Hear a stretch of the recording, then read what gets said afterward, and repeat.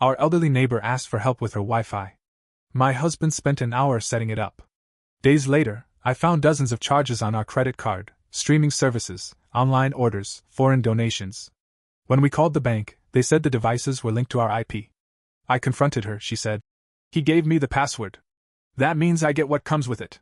Then she smiled and added, besides, I know secrets about him. Want me to talk? When my husband Dan and I bought our house outside Olympia, Washington, we were just trying to slow life down a little. I work from home doing online admin work for a mid-sized insurance firm. Dan manages logistics for a lumber company. We're not flashy people. We budget. We plan. We stay out of drama. The neighborhood was full of retirees. Quiet streets, trimmed hedges, small-town routines. Just what we wanted. Most of the houses were one-story homes built in the 60s and 70s, each with their own quirks. Ours had old hardwood floors and an unfinished basement that we kept saying we'd turn into a gym. Never did. Lorraine moved in about 6 months after us.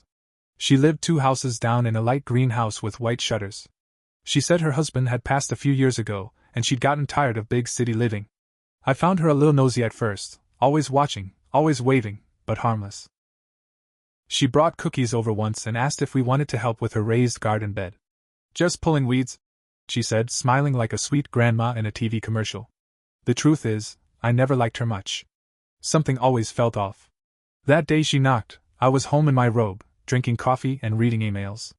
Dan answered the door. She had her tablet in one hand and a pink sticky note in the other. I can't seem to get on the internet, she said. Just want to check my emails. Maybe watch a bit of my shows. I'd be grateful if someone could help. Dan grabbed his keys. I'll go take a look, he said. I remember watching him walk down the street behind her. She had this weird, too slow walk, like she wanted him to watch her move. He was gone for over an hour. When he came back, he shrugged and said, she didn't even have a router plugged in. I got her connected to ours for now. Wrote the password down for her. You gave her our Wi-Fi? I asked. She's not going to use much. Just email. Maybe some Netflix. Come on, it's no big deal. I didn't fight him on it. Not then. That week I started seeing weird charges on our credit card. At first I assumed it was Dan. He forgets to mention things sometimes. A new streaming service popped up, something called BritTV or BritView. I don't remember. Then another. Then another. Did you sign up for something? I asked him. No, he said, frowning. I only use Netflix and Hulu. That's it. It kept getting worse. $27.49 for something labeled Food-3. $94.12 for what looked like donations to a charity overseas. One charge came from a site written in French. We called the bank. The lady we spoke to said the strangest thing. All these charges came from your usual IP address. That means your home internet. My stomach dropped. Dan looked confused at first. Then the slow horror started creeping in on both our faces. She's been using our Wi-Fi, I said. She has the password. Dan ran a check on our router. He pulled up the list of connected devices. And there it was, Lorraine's tablet. She even had it named. No attempt to hide it. And here's the kicker, she was online constantly. Day and night. Using our Wi-Fi like it was hers. We started checking her activity and she was ordering stuff, signing up for services, and God knows what else. Dan wanted to drop it. She's old, he said. Maybe she didn't understand. I don't want to embarrass her. Embarrass her? I snapped. She's stealing from us. And smiling about it. He kept making excuses. Said he'd talk to her. Said we should just change the password and move on. But something about the charges didn't sit right. These weren't innocent mistakes. She'd made recurring payments. Created accounts. She knew what she was doing. I didn't change the password right away. Instead, I walked down the street and knocked on her door. She opened it with a sweet smile. Well, hello, dear. Everything all right? I didn't play nice. You've been using our Wi-Fi. And our credit card. We know it was your tablet. Her smile didn't fade. He gave me the password, she said. That means I get what comes with it. I just stared at her. Then she leaned in real close. Besides, she whispered, I know secrets about him. Want me to talk? I blinked. What? She smiled wider. You seem like a smart girl. But I wonder, what would you think if I told you he wasn't always home when he said he was? What if I told you he told me things? I turned and walked away. My hands were shaking. Not from fear, from rage. I confronted Dan that night. He swore he had no idea what she was talking about. She's lying, he said. Trying to mess with your head. But there was something in his voice. Something off. She knew something. And whatever it was real. That's when I decided I wouldn't just shut her out. I would take her apart. I didn't sleep that night. I stared at the ceiling, listening to Dan breathe next to me, wondering what Lorraine meant. I kept running her words through my head. He wasn't always home when he said he was. I started thinking back. Nights he came home late. Days he left early, saying he had work emergencies. Times he didn't answer his phone. I used to brush it off. Now I wasn't sure. The next morning, I called off work. Told them I was sick. I spent the entire day checking our router logs. I'd never really done it before, but I figured it out. I looked for Lorraine's device. Sure enough, it had been online at weird hours. 2 a.m., 5 a.m. streaming, shopping, emailing. But something else caught my eye. Another device had been on our network once or twice. A laptop. Not Dan's work laptop. Something labeled Tomas LT. I didn't know a Tomas. I made a list of timestamps and cross-checked them with Dan's supposed work hours. That night, I casually asked Dan if he ever helped Lorraine with anything else. He shrugged. Just the Wi-Fi. Sure about that? Yeah. I paused. You ever bring your laptop over there? He looked up from his plate. What? No. Why would I? I didn't push it. The next day, I walked to Lorraine's house again. This time, I didn't knock. I waited until she left to check her mail. She did it around 10:30 every morning like clockwork. And then I slipped around the side and peeked through her back window. It wasn't breaking in. Not really. But what I saw chilled me. Her kitchen counter was covered in open packages. Boxes from Amazon, tablets, gadgets, even a brand new pair of Beats headphones still in plastic. Stuff she couldn't possibly have needed. On her table was a laptop. It said Tomas LT right on the screen. I took a picture through the glass. Then I walked home, shaking. I waited until Dan got home and showed him. He stared at the photo. She's crazy, he said. I don't know who that is. You're lying. I'm not. I think you were over there more than once. He didn't answer. Did you cheat on me? He still didn't answer. That silence told me everything. He didn't sleep in our room that night. I dug deeper. I called our internet provider and asked for a full log of device connections from the last 2 months. I told them I needed it for a fraud case. They emailed it over in a day. It was worse than I thought. Tomas LT had been connected over 20 times. Sometimes for hours. Sometimes during work hours. And Lorraine's tablet? It had accessed personal info. I found password reset requests for my online shopping account. She hadn't just guessed our card number, she had logged in, changed the settings, made herself the default address. She was smart. Real smart. I went to the police. They shrugged.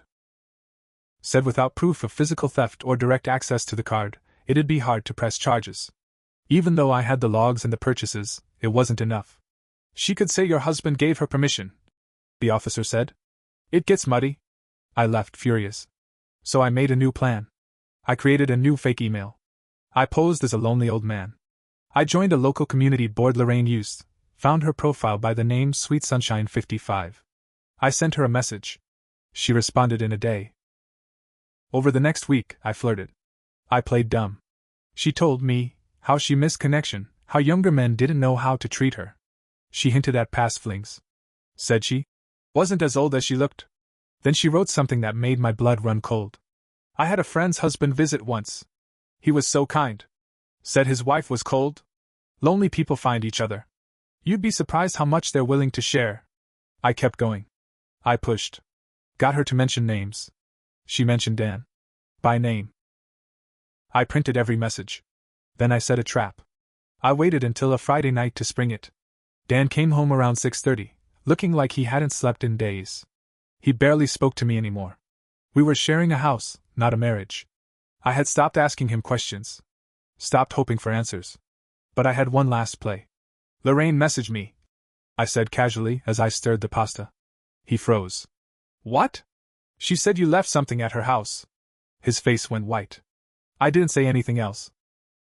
Just watched him. He tried to play it cool. She's lying. I turned off the stove. She said she has your laptop. I told you, I never brought, she called it Tomas Lt. Dan. That shut him up.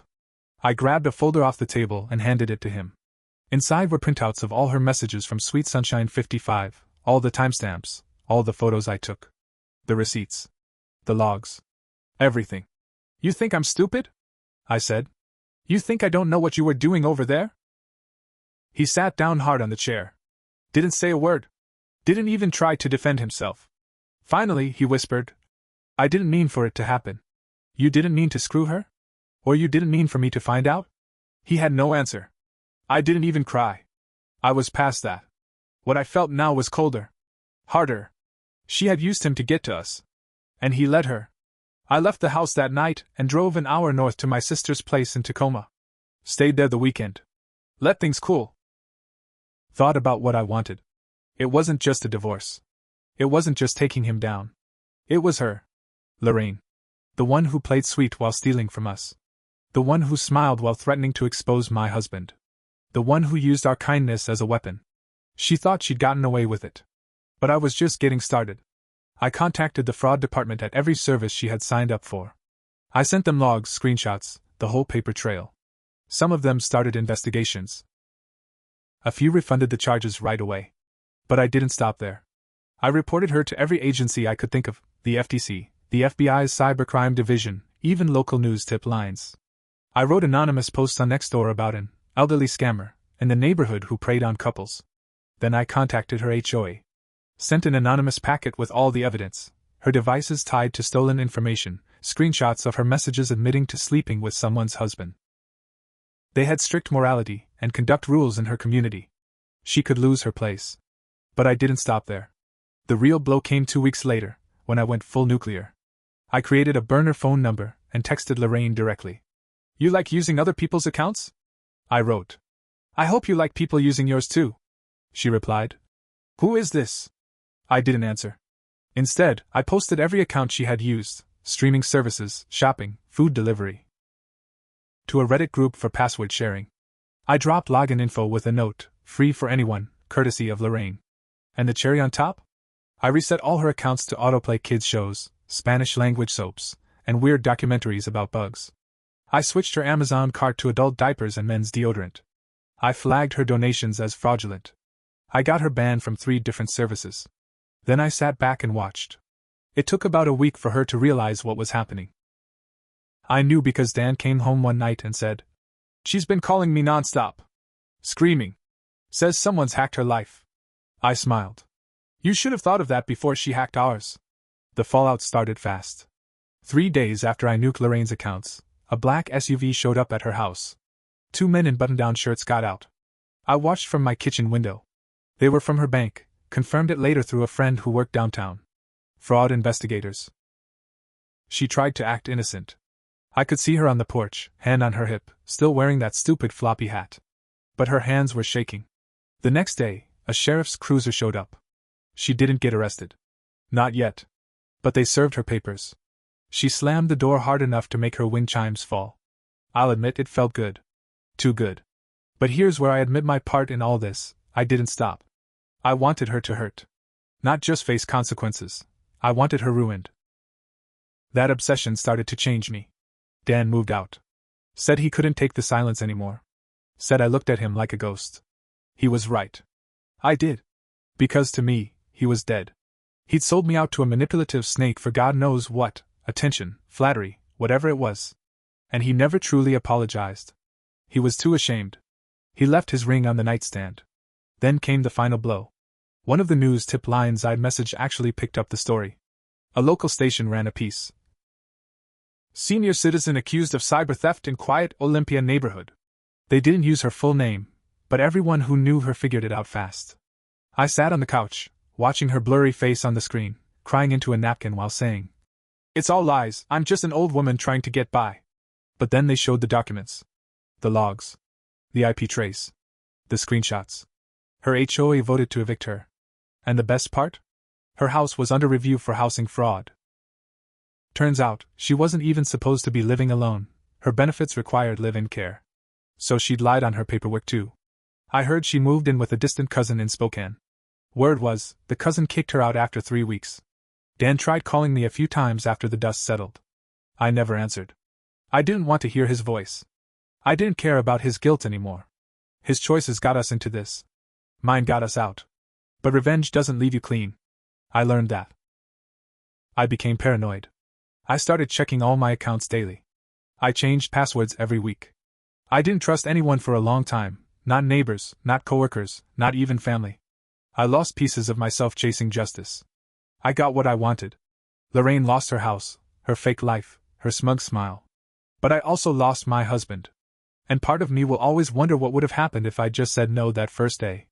If I'd told Dan not to go over. If I'd changed the password sooner. I don't regret destroying her. I regret letting her live rent-free in my head for months. She used kindness as a weapon. So I turned cruelty into mine. And that's a kind of poison you don't walk away from clean.